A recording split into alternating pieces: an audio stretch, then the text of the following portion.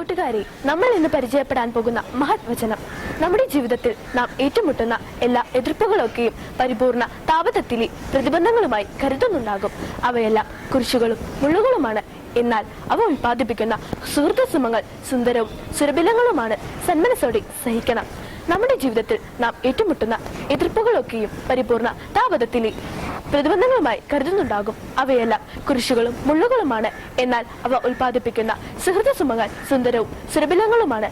സന്മനസ്സോടെ സഹിക്കണം. ഇത് പറഞ്ഞത് വിശുദ്ധ കായൂസ് മാർപ്പാപ്പ.